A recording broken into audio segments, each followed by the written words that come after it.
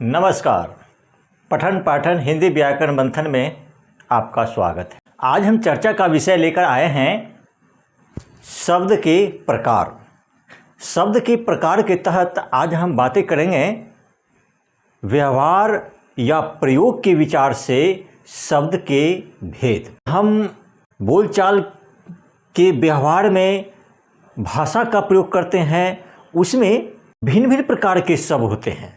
उन शब्दों का नामकरण किस तरह किया गया है, उसी के मद्देनज़र शब्द को 5 भेदों में विभक्त किया गया है। या यूँ कहें कि व्यवहार या प्रयोग के विचार से शब्द के 5 भेद हैं। 1 में है संज्ञा, 2 में है सर्वनाम, 3 में विशेषण, 4 में क्रिया और 5 में अव्यय। तो अब हम बारी बारी से इस 5 की परिभाषा उदाहरण के साथ जानते हैं। स्पष्ट हो जाएगा कि संज्ञा, सर्वनाम, विशेषण, क्रिया और अव्यय क्या है और वाक्य में इसकी क्या महत्ता है। व्यवहार अथवा प्रयोग के विचार से शब्द का प्रथम भेद है संज्ञा।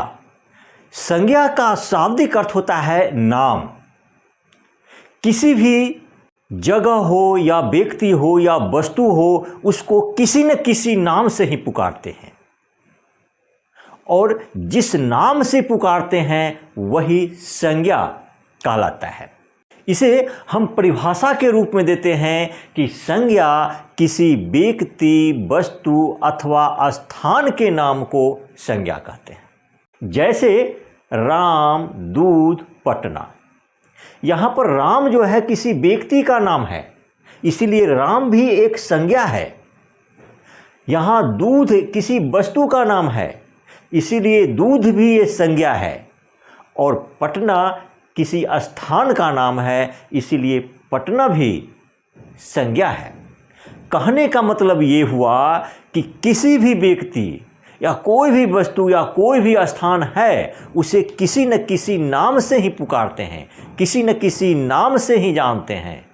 इसीलिए किसी भी व्यक्ति, वस्तु अथवा स्थान के नाम को संज्ञा कहते हैं। अब व्यवहार अथवा प्रयोग के विचार से शब्द का दूसरा भेद है सर्वनाम। ये सर्वनाम 2 शब्दों के मेल से बना है। एक है सर्व और दूसरा है नाम। सर्व का मतलब है सभी और नाम का मतलब है संज्ञा।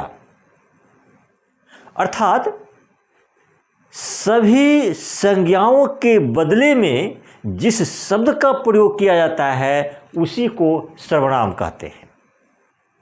कहने का मतलब ये हुआ कि दुनिया में जो भी व्यक्ति है, वस्तु है या स्थान है, उसको किसी न किसी नाम से पुकारते हैं और उस नाम के बदले में जिस शब्द का हम प्रयोग करते हैं वह शब्द सर्वनाम कहलाता है।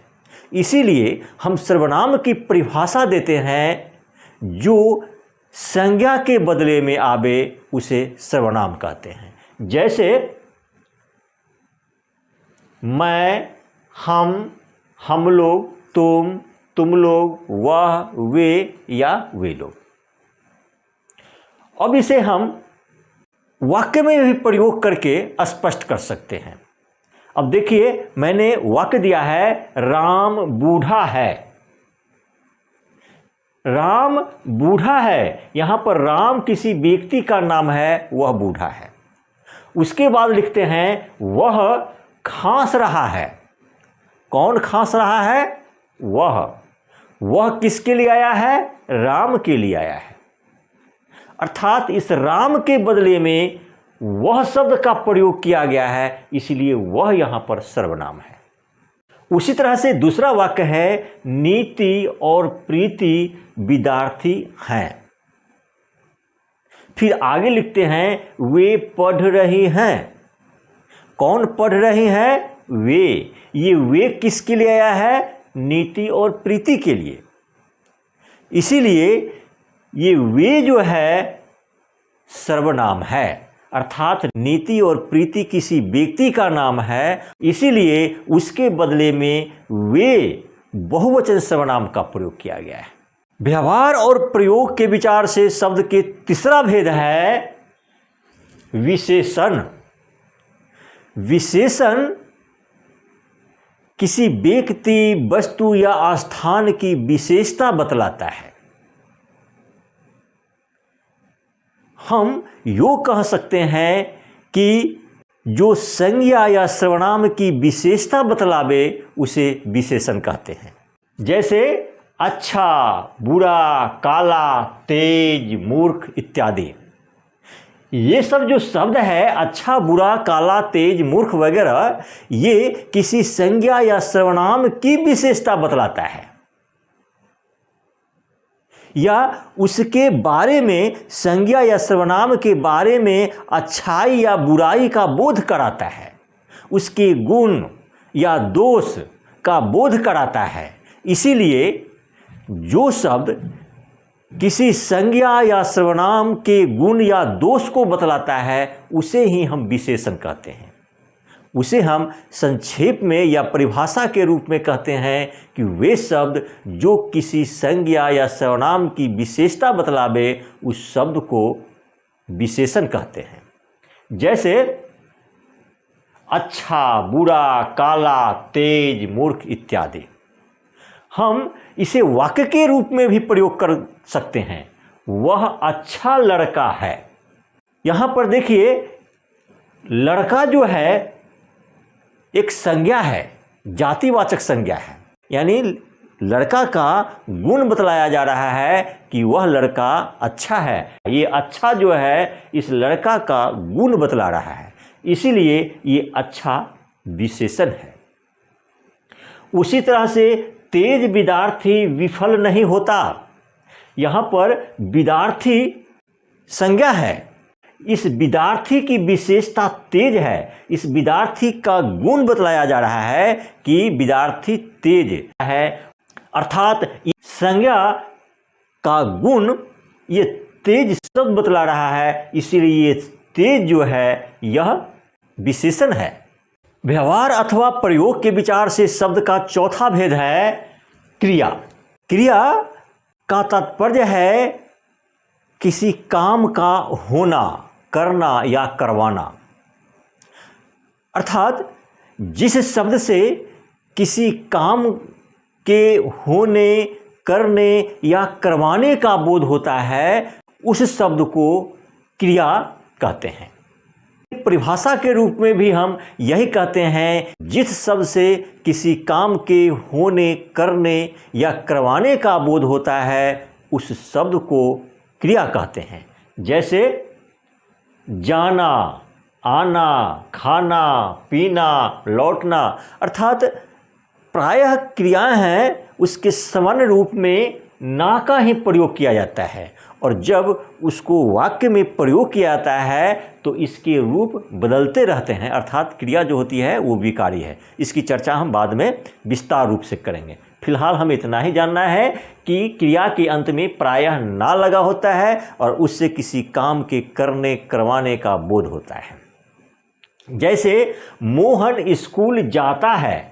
देखिए, मोहन स्कूल जाता है, मोहन द्वारा कुछ करने का, कुछ काम करने का बोध होता है। वह कौन काम है? जाने का बोध होता है। ये जाता जो है जाना से बना है, अर्थात यहाँ पर जाता जो है यह एक क्रिया है जो जाना का विकारी रूप है, यानी जाना का बदला हुआ रूप है। उसी तरह से हरि पानी पीता है। यहाँ पर हरि कोई काम कर रहा है, वह काम है पीने का काम है, पीना। यहाँ पर पीता जो है वह पीना क्रिया से बना है, अर्थात पीना का विकारी रूप जो है वह पीता है। अब व्यवहार और प्रयोग के विचार से शब्द का पांचवा भेद है अव्यय। अव्यय का तात्पर्य ये होता है इन शब्दों का रूप लिंग, वचन, पुरुष या काल के अनुसार बदलता नहीं है। इसका रूप हर हमेशा ज्यों का त्यों रहता है, एक ही रूप में रहेगा, चाहे वह भूतकाल का हो या भविष्यकाल या वर्तमान काल, चाहे एक वचन हो या बहुवचन, चाहे स्त्रीलिंग के रूप में हो या पुल्लिंग के, जिस किसी के भी साथ इस शब्द का प्रयोग किया जाता है उसका रूप ज्यों का त्यों ही रहता है, उसके रूप में कोई परिवर्तन नहीं होता है। इसीलिए अव्यय की परिभाषा देते हुए कहते हैं कि अव्यय ऐसे शब्द को कहते हैं जिसके रूप में लिंग, वचन, पुरुष, काल आदि के कारण विकार उत्पन्न नहीं होता है। जैसे कुछ, अधिक, थोड़ा, ये कुछ, अधिक, थोड़ा ये अव्यय है। इसको हम वाक्य के रूप में प्रयोग करके देखते हैं, स्पष्ट हो जाएगा। जैसे आदि काल में कुछ ईमानदार थे, यहाँ पर क्या है, कुछ, ये भूतकालिक क्रिया है, यह बहुत पहले की बात है, आदि काल की बात है जब कुछ लोग ईमानदार थे। यहाँ पर कुछ अव्यय है। अब इसी कुछ को आज कुछ नहीं है, ये वर्तमान काल में जब हम कुछ का प्रयोग करते हैं तब भी यह कुछ का कुछ ही है, इसके रूप में कोई परिवर्तन नहीं आया है। ये बहुवचन में था तब भी कुछ का ही प्रयोग हुआ है, ये भूतकाल में है तब भी कुछ का ही प्रयोग हुआ है, जब ये वर्तमान काल में है तब भी कुछ का ही प्रयोग हुआ है। कहने का मतलब ये हुआ कि अव्यय एक ऐसा शब्द है जिस पर लिंग, वचन, पुरुष, काल आदि का कोई प्रभाव नहीं पड़ता, अर्थात वो हर हमेशा ज्यों का त्यों रहता है, एक ही रूप में रहता है।